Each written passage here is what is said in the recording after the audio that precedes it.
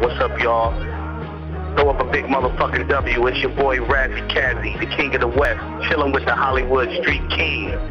You know what I'm saying? Crown us, motherfucker. Now, how do you feel about once when hip hop artists made albums? I mean, you could put the CD in the car and drive from Los Angeles to Vegas and endure the whole CD, and now it's just a single. You know, it became to me like it's going back to the 12-inch. You know what I'm saying? Like, right. Like now artists don't really make albums no more. They just concentrate on one single and that's it. How do you feel about the market being changed like that? Like, well, I think this is my personal opinion. I watched that. With the success in the early 2000s of certain artists, watching, when everybody's album was a compilation. Oh yeah, I came from the days where, you get you about 4 or 5 guest appearances. The albums I bought as a kid, 3 or 4 or 5, and then the rest is to the next, so I could see if you tight or not. So when every song featuring 2 or 3 people, then I bought a compilation. I didn't buy your album.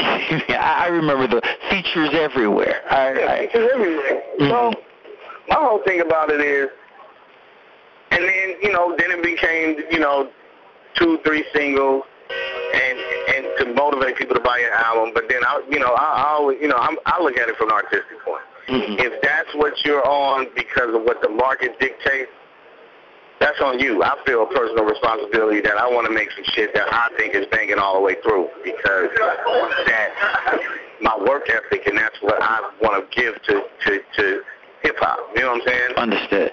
Some of these people don't really make good music in the first place. As far as I'm concerned, aesthetically, they don't make good music. You know what I'm saying? And so if they make a hot record that blows up, well, I mean, would you agree with me that paying dues is basically a thing of the past? No one really does that anymore. They just come in. Well, there's pros and cons of the internet. The pro is it fucked labels up. It made labels have to break down.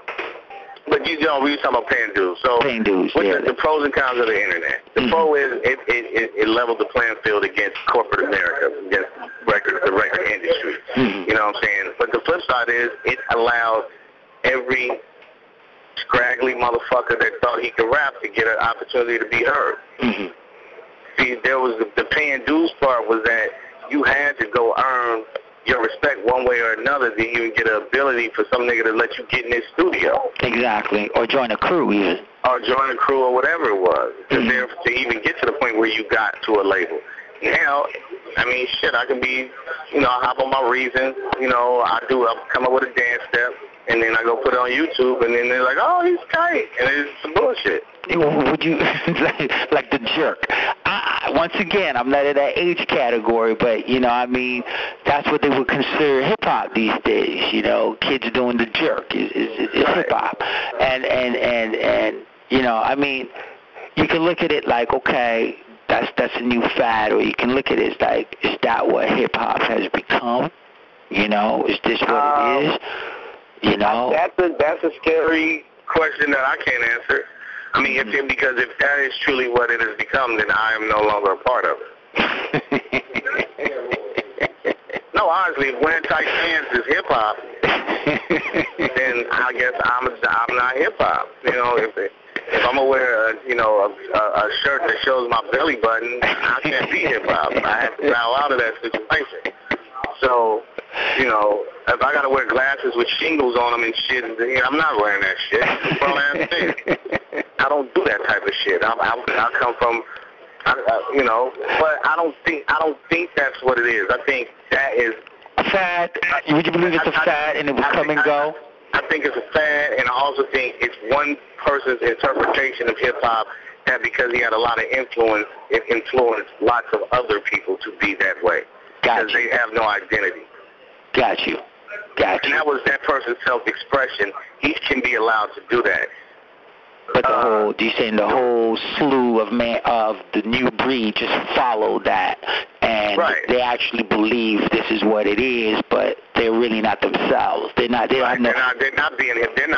hop. He may be hip hop because he's being who he needs to be. Got you. He's being himself, but not everybody else who's following him is being themselves. Trendy. Yeah. Got They're just doing a trend. Just think if everybody would have started dressing like Andre 3000 around, around the time when he started wearing football pads and whatever, and whatever. The time when Andre was out, I mean, there were so many different, there were so many artists out with their own personality and their own fuel. I mean, but there's even more artists out now. Maybe not what you see commercially on MTV or BET, but there's still more. I mean, you can look around and find people doing their thing. And even if you talk about commercially, you still got niggas like T.I., you still got niggas like Young Jeezy, you still got niggas like Nano, you still got real niggas that dress like real-ass men that say real-ass shit, that rap real-ass good, that sell a real-ass amount of records. True. Now, if you want to identify with some shit, I mean, my sensibility at 18 is me personally. Would I identify with the nigga that dressed like my sister, or would I identify with the nigga that look like the nigga that get money and get bitches? Gotcha. I'm identifying with that nigga. I don't identify with a fag. Yeah, what's up, y'all? Throw up a big motherfucking W. It's your boy Ras Kass, the king of the West, chilling with the Hollywood street king. You know what I'm saying? Crown us, motherfucker.